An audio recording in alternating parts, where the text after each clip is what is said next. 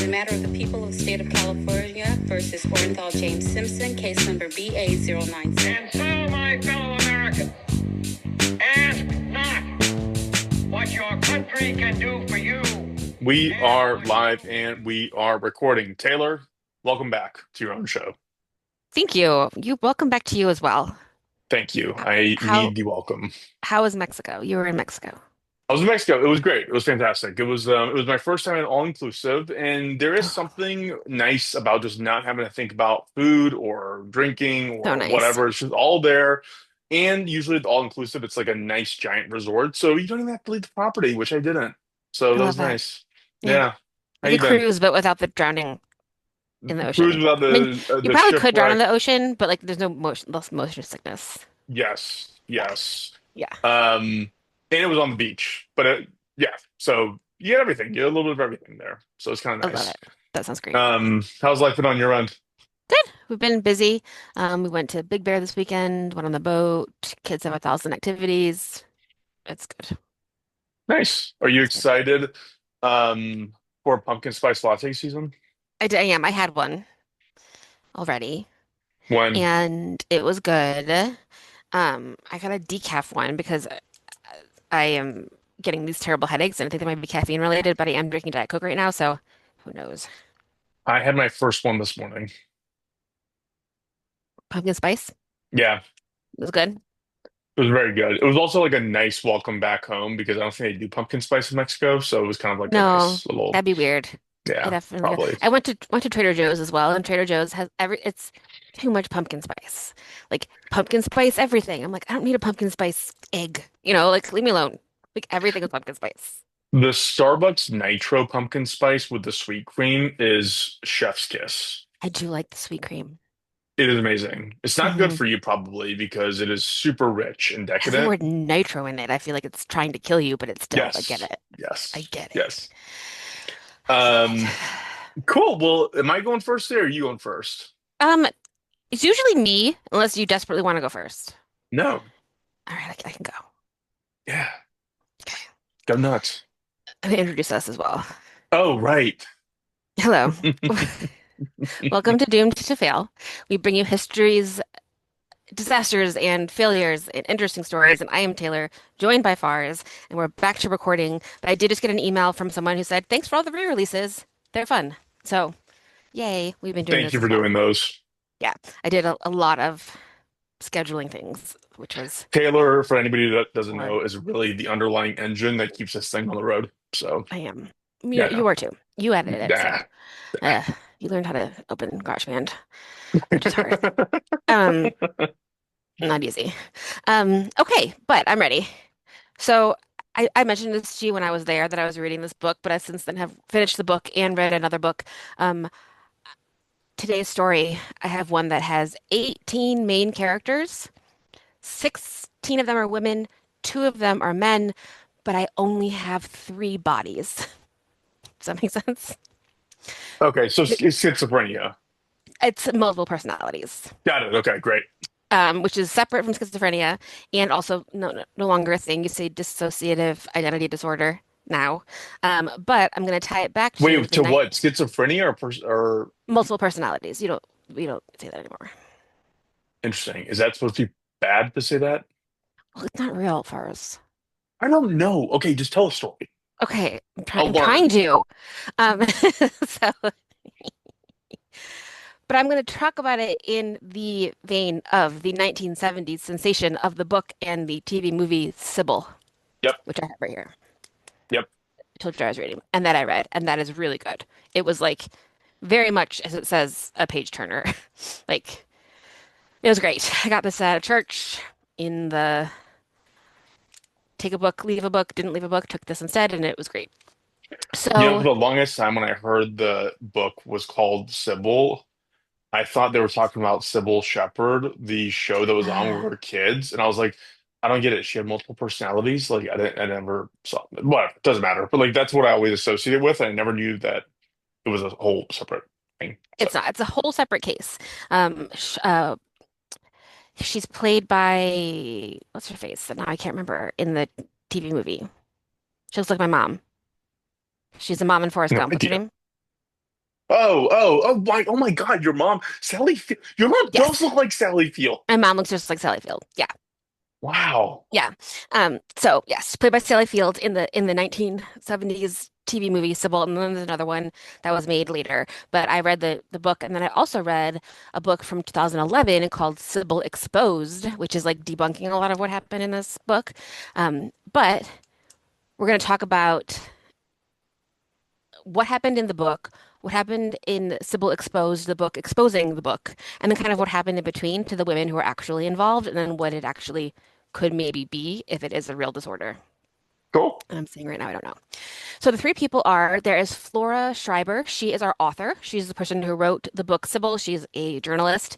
There's Dr. Cornelia Wilbur. She is a psychiatrist that worked with Sybil throughout many years in New York City, and then some years when she was a child in Omaha, Nebraska. And then there is Sybil Dorset, who is the main character of the book, which is like a true story novel. I'm going to explain what that means too. But her real name is Shirley Mason. So Shirley Mason is the real name of this character, Sybil, but we're probably going to call her Sybil a lot because that's who she is in the book. Sure. Sybil's personalities are there's Sybil herself.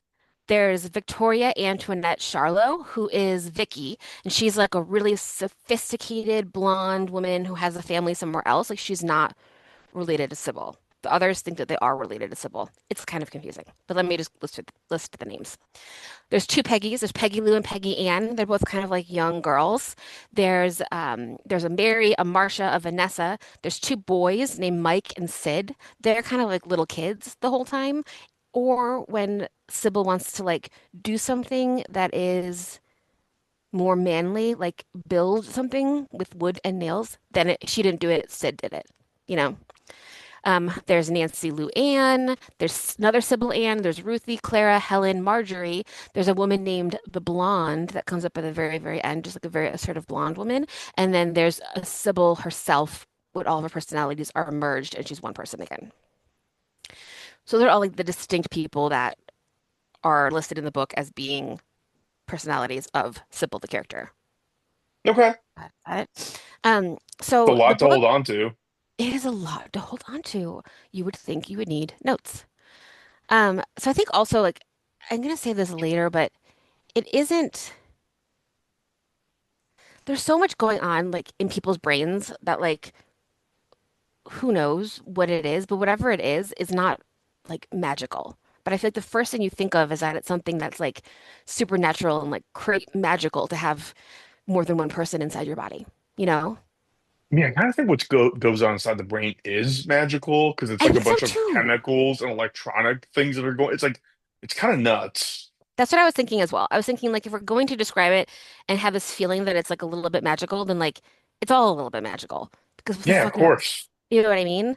Like the I told you to listen to the this new series on last podcast where they're talking about Aaron Hernandez and the I did CTE. listen to it, and actually, I will tell you that I got re-obsessed with that case, and I just got home from the vet, and I listened to another Aaron Hernandez podcast because I was like, it's just such a crazy story. But yes, go ahead. But yeah, well, but also exactly that. Like your brain gets rattled around and you're a different person. Like Yeah, there's so much going on in there, and there's so much like your head is protecting something that is so important. And if anything happens to it, then like you're no longer you. You cease to exist and you become something else, you know, which is crazy. I I don't mean actually that feel like crazy, crazy. I mean it like the concept is crazy. I actually emailed into last podcast for the first time ever because me and Marcus went to Texas Tech at the exact same time, and I knew exactly who the football player was that he was talking about. Oh, that's hilarious. Yeah, That's fun. good times. Fun. That's fun for you guys. Um, so I'm going to talk about what happened in the book, Sybil, and just like tell you what happened. Like I'm doing a book report. I'll stop holding it because no one cares. Like I'm doing a book report. It's a hit. It comes out in 1973. They sell millions of copies. Um, right before this, a couple years before this, another book had come out called The Three Faces of Eve, which is similarly about a woman who has multiple personalities, but she only had three. So that was like one of the first like recorded cases. There were a couple before that. And then also, which is interesting, is In Cold Blood had also just come out. And Have you seen that movie or read it? Or you saw Yes. the Truman Capote movie Well, or I saw the whatever Capote they call movie, it? yeah.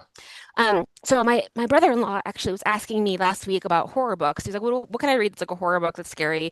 That would be like not too gory, whatever. And I was told him that In Cold Blood is so scary to me. Like I read the book and it was like in Friends, I wanted to put it in the freezer. Like I was so scared, and because it's like a true story and it could happen to anyone and it's horrible. But the way that, which I don't know if this is in the Capote movie because I don't think I saw that, but In Cold Blood was put out as like a serial book, like where you got it in the paper or in like a magazine, like every week there'd be a little bit more of it. Well, that makes sense because Capote started out writing for magazines. And like, I don't know if you remember this from the 90s, but like that's how my mom read The Green Mile. The Green Mile came out like every month at the supermarket in like a little tiny book. And I didn't then know that. you would just like get more of it. So like that, like I don't know if they still do that.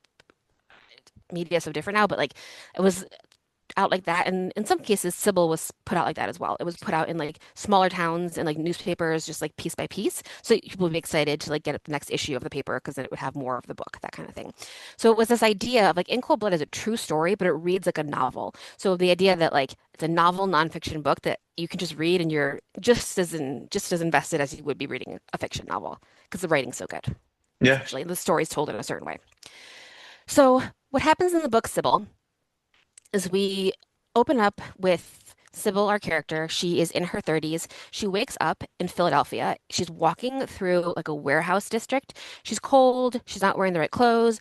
It's raining, and she has no idea where she is. And it's like the 1950s, 1960s. So she doesn't know where she is. She's walking down these streets. Eventually, she finds her way to a bus stop, gets on a bus, takes her to the center of Philly. She's been there before, so she knows where she usually stays when she goes there. So she goes to the hotel she usually stays at and just kind of stands there, doesn't really know what to do.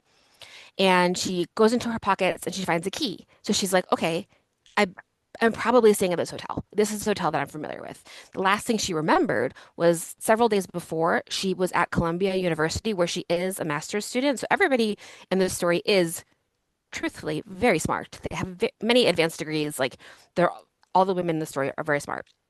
And so she takes the key, goes to the room. She's like, I don't know if this is my room. I don't know if this is my hotel. The key works. It opens the door, and she goes inside and she finds some of her things. She also finds a pair of pajamas that are like very bright, like a little kid would wear, and not something that she would wear. But she can tell they've been worn, and she can find the receipt that says that they have been purchased. So she surmises that she has purchased these, but she doesn't remember.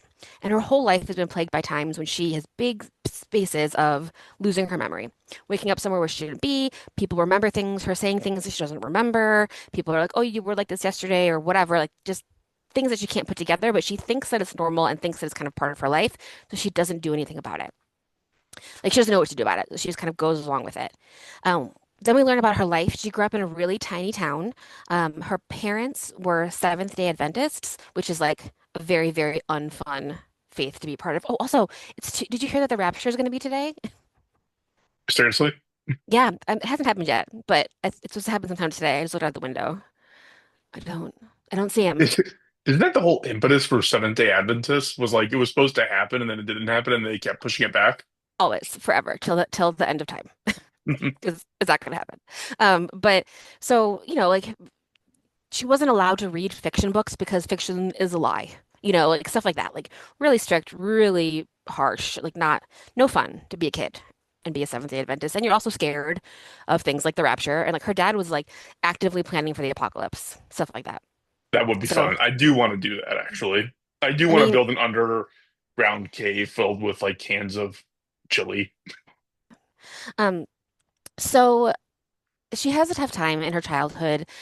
She They find out later that she does have like a vitamin B12 deficiency. So she may have, I guess this is going into part that might be true, but like when she's a child, she's like a little bit on edge. And so her parents do take her to see a doctor, to see a therapist. And she does meet Dr. Cornelia Wilbur when she is a child, and Dr. Wilbur is like just starting out her practice in Omaha. They see each other for a little bit, and then the doctor moves, and her parents kind of lie to Sybil and tell her that like the doctor didn't want to see her anymore, and they don't actually make any effort to get her a new doctor. She just doesn't see anyone again. So she lives her life and she has some blackouts. She says that she doesn't remember all of fourth grade. So Sybil will be like, I can't multiply because you learn multiplication in fourth grade. And she remembers in like third grade, her grandmother passed away, and she remembers being at her grandma's funeral, and the next thing she knew, she woke up and she was in fifth grade. So she lost like a year and a half. So she's saying during that year and a half, she was Peggy, which is the other little girl who was constantly Peggy, constantly like 10 or 11. So that girl knows how to multiply, like knows how to do things that Sybil does not know how to do because she was the one who actually was in fourth grade when Sybil was not. She was like somewhere else. So she like has that like kind of like memory when she is younger. When she is older, like she's not like an invalid. She becomes an art teacher and art therapist. She's a good artist. She becomes an art teacher and an art therapist. She's a good painter. She moves to New York. Her mom passes away and she finds Dr. Wilbur again. So Sybil finds Dr. Wilbur and they start working together. Dr. Wilbur works in New York City out of her apartment, and they start having sessions again. And then one day, Sybil shows up to the appointment as someone else. She comes in, her posture is different, her clothing is different, her voice is different, and she says that she is Vicky. She is this outgoing and smart person who has friends and is sort of like who Sybil wishes she could be if she could have that kind of confidence, you know? Like a more confident version of the same person is Vicky. So Vicky's like, oh, I see Sybil do this, and I think she should do this. Vicky goes on, like, has friends that Sybil doesn't know. So Sybil will like pass people in the hallway at school, and they'll be like, hey. And she'll be like, hey, but like doesn't remember hanging out with them when like Vicky hung out with them. Stuff like that. Does that make sense? Is this the point where we're gonna say this is all nonsense? No. So Okay. this is I'm still telling you what's happening in the book. So that's happening. And then there are others as well. And like other things like Vicky comes in and Vicky's like, can't you tell that I look different than Sybil? I have blonde hair, or I'm taller than her, or I'm like Sybil's really thin and like the actual physical body is very thin, but Vicky feels like she has more of a body, like more confident in her body. Also more uh personalities arrive as well. So like they'll have and Dr. Wilbur is like, okay, let's meet more. So they'll meet every day. And Sybil will be like, I'm sorry I didn't come yesterday. And she'll be like, you did come yesterday, but yesterday you were Peggy, stuff like that. So she's starting to tell her what's happening. And Sybil's like starting to accept it, but like it's upsetting and hard for her to kind of understand what's happening. So also to note, during this time, Sybil's dad is like paying for her to live. So she kind of has a job, but mostly she's just like in grad school and kind of hanging out. And Dr. Wilbur starts doing things like using hypnotherapy and sodium pentothal to have her kind of bring up repressed memories, which you can also assume where that goes as well. So Right. she had, yeah. Some of the memories that Sybil has and confesses to Dr. Wilbur, either as Sybil herself or as one of the other personalities. And this is like very trigger warning child abuse. Whether or not this is true, I'm going to say it out loud. So child abuse, you can pause for a couple minutes or fast forward. She said her mother would do things like obviously like beat her and then she would sexually abuse her. She would give her like enemas that were freezing cold water just to like mess with Sybil's insides. She would hang her upside down. She would tie her down on the kitchen table and insert things into Sybil's private areas like wooden spoons, a button hook, which is like a very terrifying hook, and do things that eventually would make Sybil, the grown up, unable to have children because of what her mother had done to her. She would, the mother would put her in a grain silo to try to like drown her in the grain. Her mother would take her out on walks with a group of teenage girls, and she would make Sybil wait while her and the teenage girls would go into the mom and the teenage girls would go into the bushes and have sex. And so she was like corrupting the youth in the whole Wait, town. is this real? No, but this is what is presented in the book Sybil as being real, as the reason that Sybil has all these personalities. Got it. Okay. So this is Okay. what's causing the sensation in the 70s is like reading the story and being like, holy shit. Because everything you're saying reminds me of McMartin preschool, where it's like Yes. who believes this? Yes. It Didn't is a they have a very, giant very, toilet in the very nursery where they were like flushing kids down the toilet or something? Like, yes, yes. So it's a very satanic panic, very like repressed memory. We say that, but we know that like usually those are made up, you know?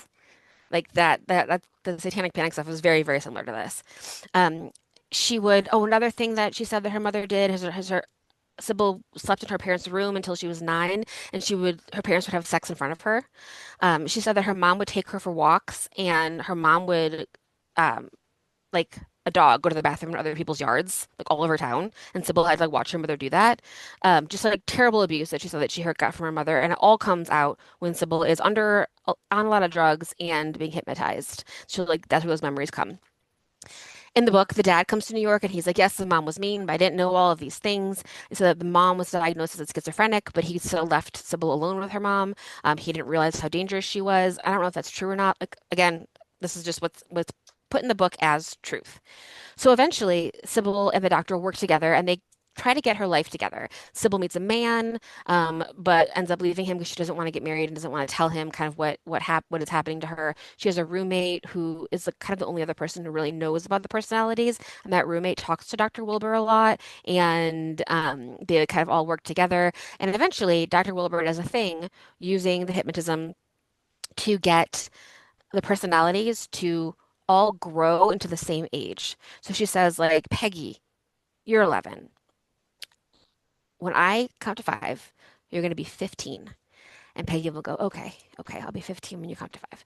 So she'll count to 5 and then goes, Peggy, you're 15. And she'll go, okay, okay. I feel, but and then she kept doing that until they were all the same age. And then they all were able to kind of start blending together. And then Sybil was one person and she was cured and it was a happy ending. Got it? Keep going. No, ask your question. That's the book, Sybil. I That's what people were reading and being like, this is I know 100% true. This is crazy. what I'm getting at is like it's easy to like be in different times and be like, how do people believe this stuff? Yes. Easy for us to be like, that's dumb.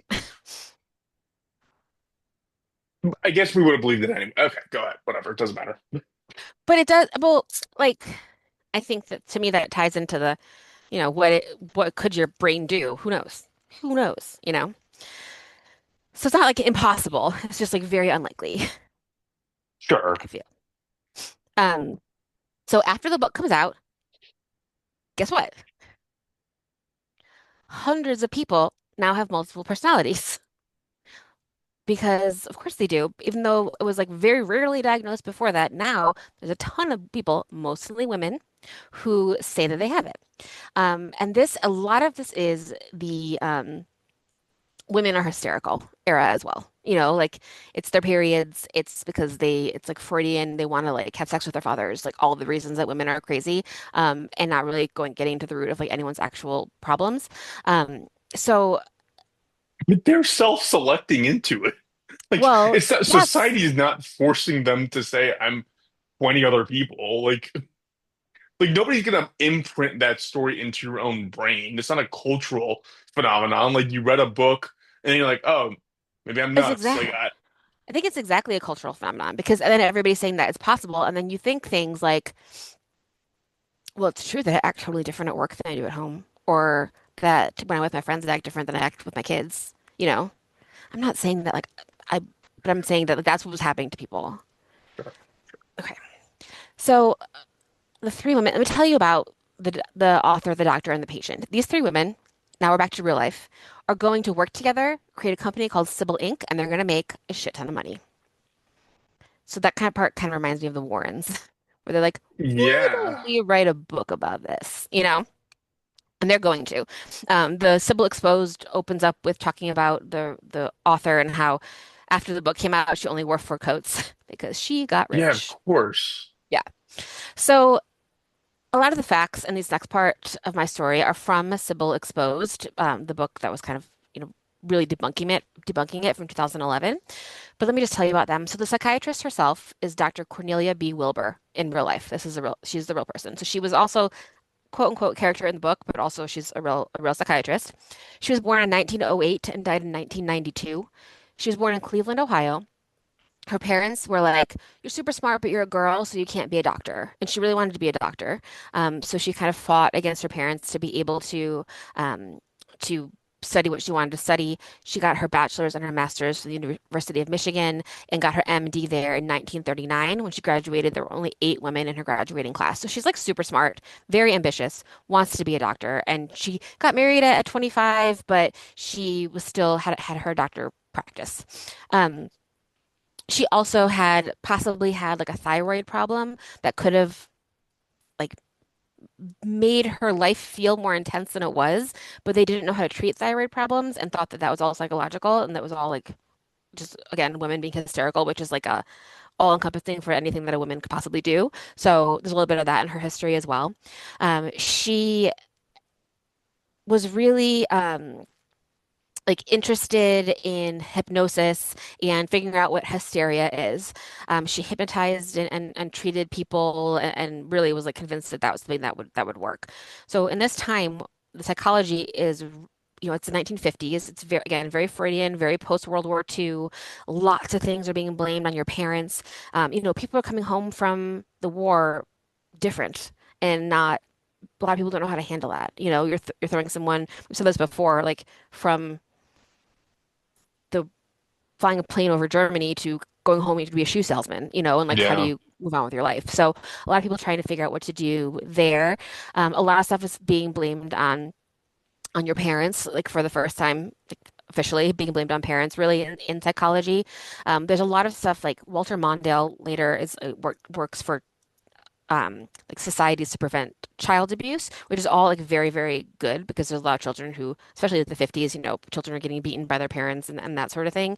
But that also then opens up the door for things like the satanic panic and things so like, children confessing to things and having false memories and all the things that happened. But people are just starting to think that maybe your parents have an effect on the way you are as a grown up, which of course they do, Like if you ever Right. met someone's parents and been like, oh, I get it. this is exactly why you are the way you are for better or worse, like this is I get it now. Um, Also women are being forced back home. So they had like a little taste of freedom because they like didn't have to deal with their men for a couple of years and they got to have a job and then like the men come home and they're like, I don't wanna stay home and take care of you. I wanna go Reminds back me to of my like the job. Nantucket women, where the men would leave for like 6 months at a time. They're like, "Yes, great. Every Yeah, marriage worked out there." exactly. Like, did I miss you? No. Yeah, sure. Like, just go away again. So there's all that happening while she's getting her degrees. She became a psychoanalyst in 1951, and she first started in Omaha. So that's why when she met Shirley, who is the real Sybil, she met Shirley in Omaha. Um, she worked with Shirley for 11 years in New York City. Again, like they were way too close. Like you should not see your therapist outside of therapy. You should not be friends. They should not come to your home unless there's like a medical emergency. Like just none of those things should happen. That's very inappropriate. But Dr. Wilbur would go to Shirley's house, and she would do things like in the book. They're like, oh, she took a little bit of sodium pentothal and did hypnosis. In real life, she became Shirley. Sybil, I'm going to call her Shirley now, became a drug addict because she was taking so much sodium pentothal and so many like barbiturate drugs that the doctor gave her. She also would give her electric shocks at home.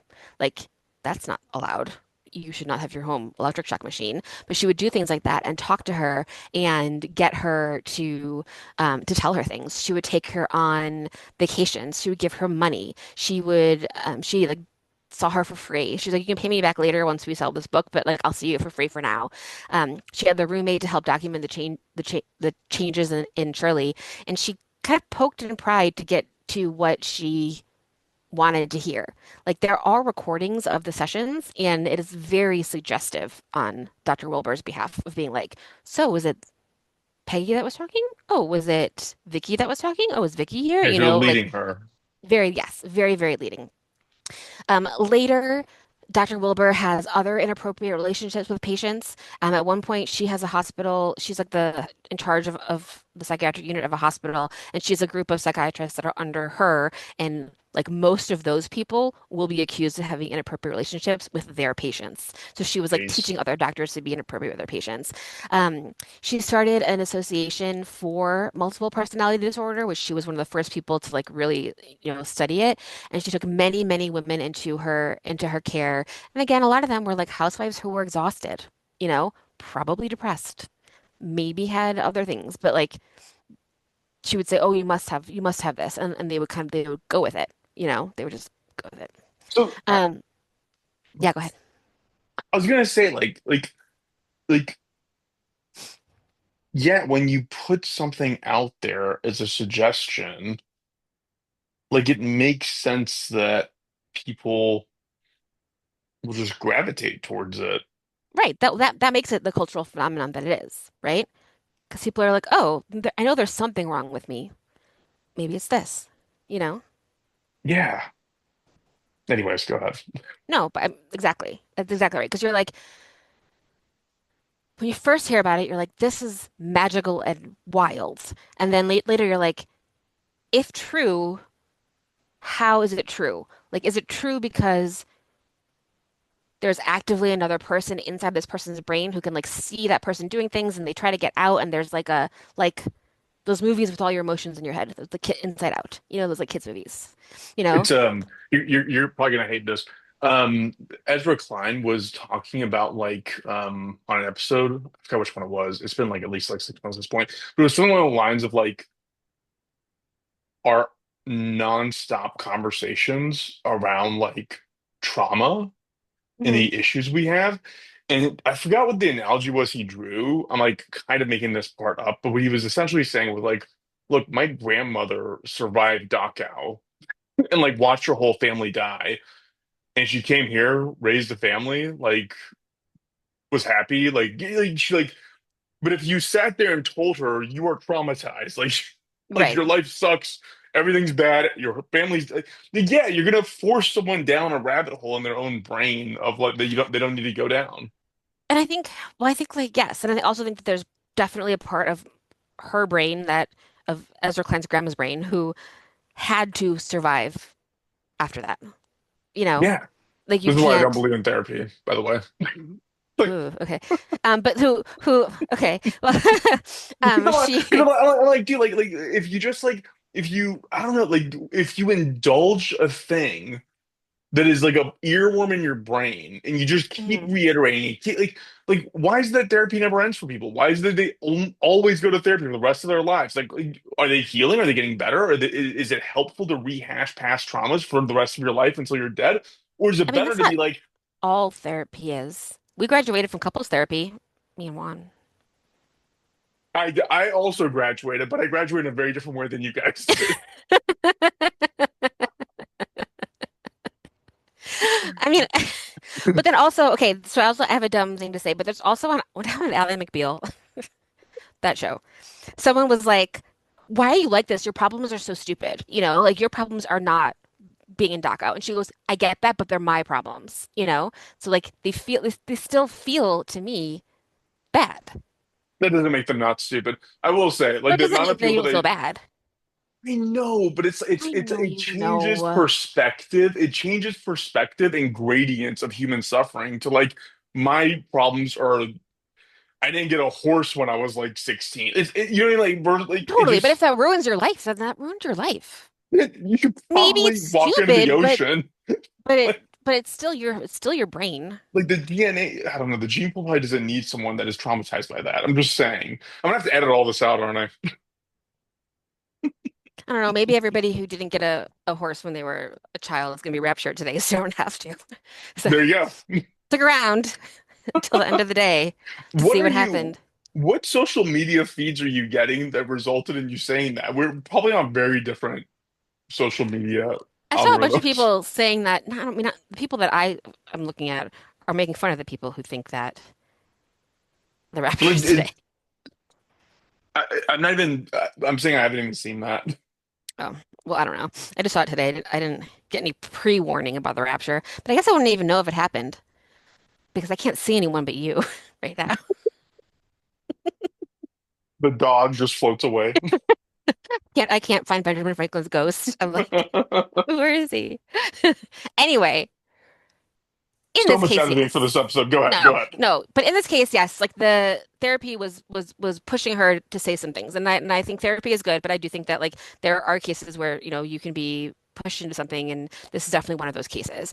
Um, So while she's working with Shirley, she thought, let's make money off of this. Let's write a book. So she contacts our author, Flora Schreiber. So Flora Schreiber was born in 1918. She died in 1988. She was an English professor and a magazine editor. She was also very, very ambitious. She worked as a psychiatry editor for Science Digest magazine in the 60s. So this was like the beginning of talking about mental health publicly, at least right now. Um, she was like very flamboyant. She's one of those people who had like a fake mid-Atlantic accent, like worked on it and like made it up and like, sounded like she was very cultured. Gosh, You know what I mean? Yeah. She would write articles for like Cosmopolitan and she would make so much money. So like I said, every article she wrote, she would make like $3,000, which is like $30,000 in like today's money. So you could write like jeez. 6 articles. That's all you have to do, you know? So she had like a pretty sweet job, and she was writing things that are like kind of wild. So one of the things that she wrote was about conversion therapy for gay people. And she wrote this whole story about a young man. This is in Cosmopolitan magazine about a young man who was gay Wait, and what year are we didn't talking? 1960 Got it. Okay. and didn't want to be gay anymore and went through all this stuff. Turns out at the end he's not really gay. He goes on a date with a woman and he's like, "This is so much better. I was wrong. This is so much better. I don't want to do that." Accompanying the article in Cosmo are pictures of a young man who looks like very feminine, wearing a suit, kind of has his like face down, and you assume that like that is the man in the story, and they're like kind of telling the story, making up making you think that like this feminine young man I'm looking at is this gay person from this story, but they're straight now. When like the pictures were actually a woman wearing a suit. Like they didn't even try. They didn't even like have like none of it was true, but they were like putting it into magazines, like specifically women's magazines, like they were true Why? to sell magazines. Why does anyone do anything? Yeah, okay. Yeah, I guess. And so that's how Dr. Wilbur and Flora Schreiber met, is because of the articles that she was writing. So Dr. Wilbur approached her and said, let's write a book. It'll be like a nonfiction narrative." And Flora Schreiber was like, "Great, but I need a lot more things." So she worked with them for 7 years and she was like, "I need this story to have a good ending. I need all of the personalities to become one. I need Shirley to be fine. I need to see them as different people." So like when you're reading Sybil the book, you're like, she walked in and said, "I'm Vicky. I have blonde hair. I look different from Sybil. Can't you tell?" Like that never actually happened because actually they put that together for the author. You know what I mean? She's like, "I need to look Huh. different. Like finally look different."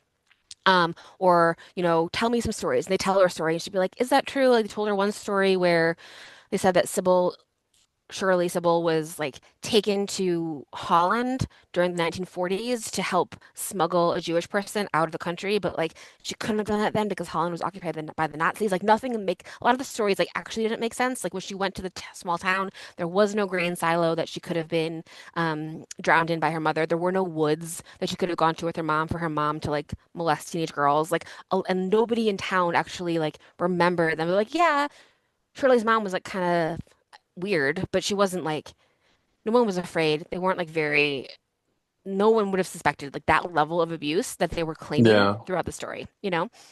So, but she did like, read the notes. There was like at one point they gave Shirley and the doctor gave Flora Schreiber a journal that was like, "Oh, during this time I did this and I felt this and I woke up as this." But like when the author of Sybil Exposed like really went down into it, there's like a lot of compelling evidence that it was all written later.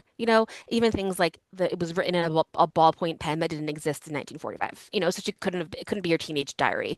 It was like made up afterwards. So they were giving the author more stuff as she asked for more stuff, like make it more salacious, and they were. And I think they all just kind of like knew they were in a big fat lie, but didn't care. But the author didn't know it was a lie. I think that she asked them for things and she got them enough that she did. Okay. You know what I mean? Like if I was like, "Oh, I Yeah. need exactly this thing," and you were like, "Oh, give me 1 second, I have it." Yeah, yeah, And then yeah. like, "Oh, Okay. here it is." Yeah. You'd be like, Yeah. "Okay, well, I don't think you just found that. I think you just made it." Yeah. And I think she starts to realize it, but it's kind of too late because she already got an advance for the book and like has to rate it. So she's like, okay, even like the times that she had her own misgivings about it, she was like, we're gonna keep going. They also did so um, when it became her most famous work. It was the number one bestseller for a while. It sold over 6 million copies. Some of the things that I thought was funny, not funny, but like obviously embellished things, like some of the stories like couldn't possibly have been true. Some of them are, but they like added certain things, obviously made the mother into the villain of the story.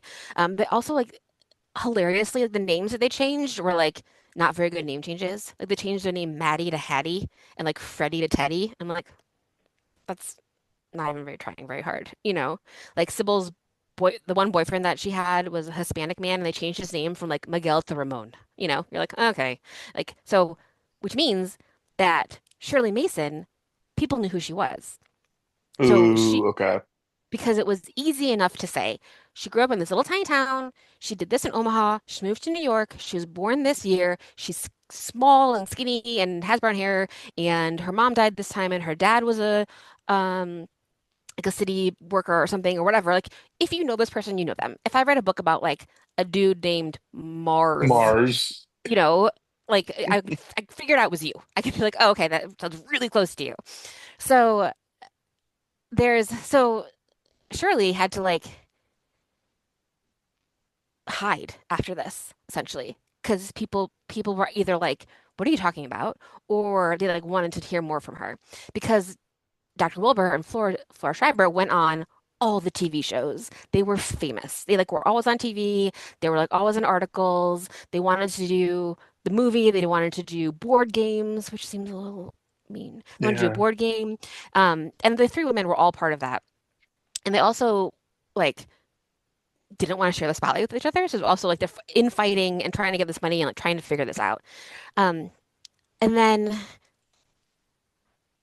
before, I guess, so that all happened. The movie happened. It became really popular. Everybody kind of went on and like had a lot of money. Shirley, who is Sybil, and Dr. Wilbur continue to work together and kind of live together again in like a really weird way. So just a little bit about Shirley, like what we know actually is true. Her name is Shirley Mason. She was an only child. She did live with her parents who were a little bit older and they were Seventh-day Adventists, so she didn't have a lot of fun. She did go to New York City. She did see Dr. Wilbur later. She was an art teacher. She was like did art therapy, but then when she was exposed, she had to stop talking to her friends, and so she begins to live with Dr. Wilbur, and they stay very, very close. There's times when she like wrote letters to people saying none of it's true, it didn't happen. I was just doing what the doctor told me to say, and other times when she wrote back and said, "Of course it's true." So she's kind of going back and forth with it anyway. In the end, the doctor will die before Sybil, but Sybil's the one who like takes care of her estate, and they like were way too close when Are they they were old ladies. lovers? Maybe. Okay. There's definitely an overtone where that is potentially a thing. Well, that seems bad if you're someone's doctor. A lot of it seems bad, yeah. I mean, like if you're going to therapy and your doctor's coming to your house and drugging the shit out of you and then telling you all these crazy things that you said, like that's bad. Yeah. It reminds And me if of they're like, Tell Them You Love Me. Is that what it's called? Tell Them You Love Me? Yeah, you haven't heard that one?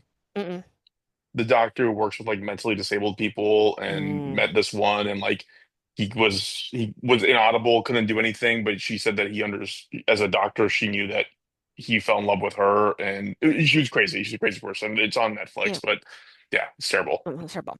It's terrible. So after, after all this is over, after they've all passed away, the Sybil Exposed book from 2011, we talked about a lot of the discrepancies. Some of them also, there was very little evidence for the claims. No one really remembers. And then with the medicine, like she was trying to do something new, but like really pushing the boundaries of, obviously of like overdrugging the patient. So after this, like I said, hundreds of women said that they had multiple personalities. They were different people in different rooms. Now it's called dissociative identity disorder, DID, which essentially means that dissociation is the compartmentalization of psychological functions such as identity and memory that are usually integrated. So it's like you remember things differently, but you don't remember everything, which I think is like whatever traumatizing thing may did or did not happen to people who believe that they have this, like they're compartmentalizing parts of their life so they don't have to think about it, you know? Yeah, it makes sense. And it would make sense that your brain could do that to be like, I'm going to take this memory away from you, you know? So maybe that's how I like forget traumatic things in some cases, you know? Yeah, maybe. So so it's like very chicken or egg. Like, does it come from abuse? Does it come from the false memories? Are the false memories real? Like, I'm sure sometimes they're real, but a lot of times they're not. And like what can be pulled out of your brain or out of your imagination, even if you are like going through something or if you're not. Um, Again, most of the people who were ever diagnosed with having DID were women in the 70s, and then it went kind of down from there. There are sort of people who have it now, but they're not like 100% sure exactly what it is, which is the same with all things in your brain, you know? Yeah. One important note is if you have a demon inside of you, that does not count. That's Why separate not? because a demon is like not you, it's the demon. Okay. Then you go to the Exorcist route. Yeah. Yeah, Okay. yeah. Because like that's not like the demon isn't part of you. The demon is just like using your body as like a skin. That's You know how fun. demons work. Yeah. So you just have a demon in you.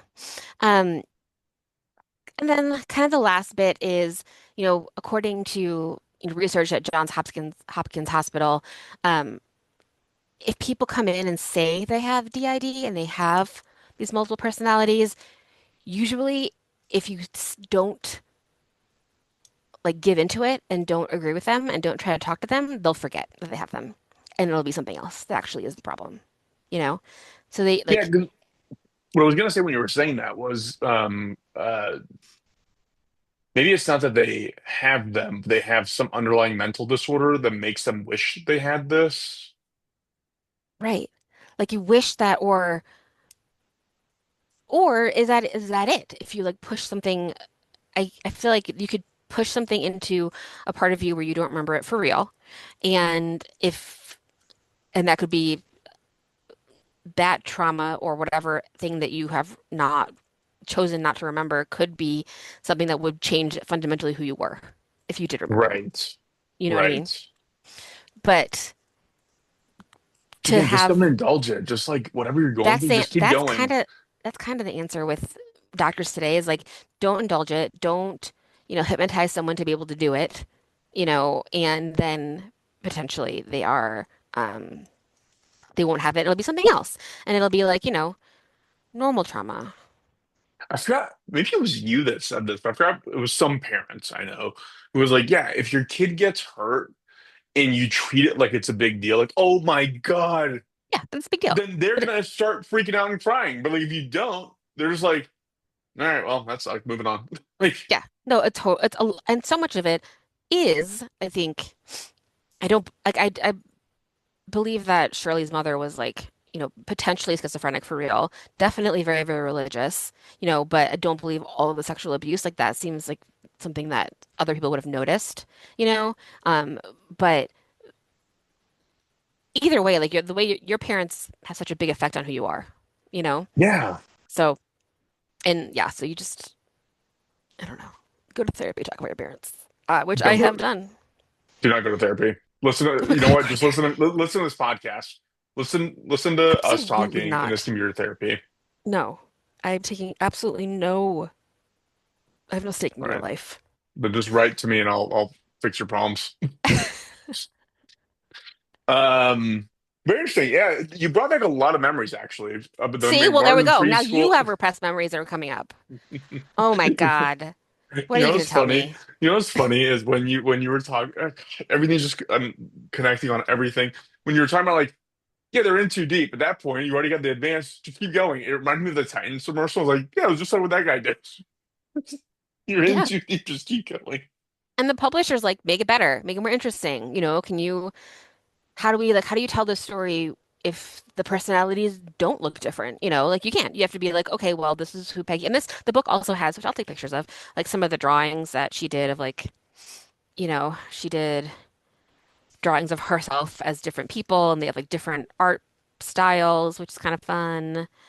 Like when she was a little boy, she like drew a picture of herself as a little boy and she drew like, I don't know. Those are actually But hers. yeah, yeah. Yeah. Yeah, so she has like all different like kinds of styles that she draws. Like, so, she drew this hand. It's hard to draw a hand. That's pretty good. It is good. So Pretty good she is, art, actually. actually, she's actually a good artist, and she did have a job as a teacher and an art therapist. So that's kind of fun. Um, this one's a scary drawing she did of church. Doesn't that Nope. look intense? Laura, anybody listening is gonna be like, I can't see it. I know, we'll put it on socials, but you know what I mean. So anyway, but I would recommend reading Sybil. I thought it was very fun. Like it was like, oh my God, blah blah blah. And if I was a housewife in the 70s, I would have been like, holy shit, I mean, also it'd reading be it while I was addicting if smoking a like, cigarette and vacuuming. well, it would be also addicting because like it would be coming out in periodicals, and so like you're like, oh Yeah, my God, that's I get to find out who she is tomorrow, and then who she is the next day, and how it all gets resolved. So like, I can fun. see why you would go down the rabbit hole, but being that doctor, you are just depraved of morality. I blame the doctor the most. Yes. Yes. The Yeah, writer is a writer. Her you job is can't to blame the embellish. kid. Yeah. Yeah. Shirley is just a woman trying to figure herself out and kind of like found someone who could like help take care of her, you know. And then the doctor was like maybe overly excited about what she thought she was finding as well, like blah blah blah. 'Cause someone's going to be the first person to find something. Yeah, Or like yeah. not even she wasn't the first, but at least like, someone's gonna figure out something about our brains and we're gonna be like, oh, totally. That totally makes sense this whole time. But like we can't even imagine it right now. I know. I forgot what I was. I forgot what it was. I was looking at Brian Cox. Is that his name? The astrophysicist. Anyways, he was. They were talking about how like the fuel source for the sun and the Earth, it has like another couple 100 billion years to go. And Hmm. they're like, well, what's going to be of humanity? And then it's like humanity's only been around for like a couple of 100,000 years. Like we will almost certainly have become extinct several times over and over and over again. Like there's probably gonna be like 15 more Yeah. iterations of the version of humanity that we consider today by the time that happens. Could you imagine? Yeah, So absolutely. like in the context of all that, I'm like, what could we possibly there's so much time left to learn Yeah, everything. totally. It's kind of Like wild. I read like a quote from like Elon Musk's mom that was like ever since he found out that the Earth was going to explode someday, he wanted to get people to Mars. And I was like, you learned that in third grade. Like, and We most got plenty of time. We got plenty of like time. But we have plenty of time. we might destroy it anyways through pollution, but I'm pretty sure Interstellar Guide to the Galaxy showed me that astroturfing a whole world is kind of hard. I mean, it's not going to be easy. It's not gonna be easy or fun. Mm-mm. Mm-mm. Um, do you have any listener mail? I do. I have a fun one from Morgan. Was watching Jeopardy, and she sent me a little voice note, which was so funny because I can picture her like rewinding it to be able to record it. But Ken Jennings, the answer was Darius the Great, and Ken Jennings pronounced it Darius. And I said, I just also feel like it should be Darius because Darius sounds like someone I know. But also there's like, Jason and the Argonauts. I think it's Jason supposed came to be from the Bible. Dariush. Either way, it's not Darius. Darius. Yeah, fair enough. Wait, what did you Come on, say? What do you Ken think it is? Jennings. You beat IBM's Deep Blue. Should know Also, better than like, who the that. fuck knows? I guess, whatever. But anyway, that was fun. Thank you, Morgan, for thinking of us. And if you have any other ideas or suggestions or little tidbits, email us, doomtofailpod@gmail.com. And we're at doomtofailpod at all the socials. Every single one of them. Thank Have you you ever, for monitoring those. I know you don't read old paperbacks, but in the back of old paperbacks, it has a way to order more books. And it's so fun. Each one's like $1.25, and you need to just look about this page and check the ones you want and mail this little card in with like a check, and then they'll send Yeah, it to you. I love it. 15 cents per copy for postage and handling. that's kind Isn't of a that fun? nicer time, wasn't it? Yeah, you had to like wait. We've also at work, we've been watching like 90s MTV, just like hours of it, because you can watch like MTV, just like hours of music videos and news and commercials. And a lot of it is like, oh, there's a competition. You have to send in a postcard, with like your answer, and then you're gonna win something like a CD player or something, which is always hilarious and fun. Columbia Records definitely got me with that 1 cent for 12 Hmm. CDs or whatever thing. Well, yeah, fun. Um, Anyway, thanks. Sweet.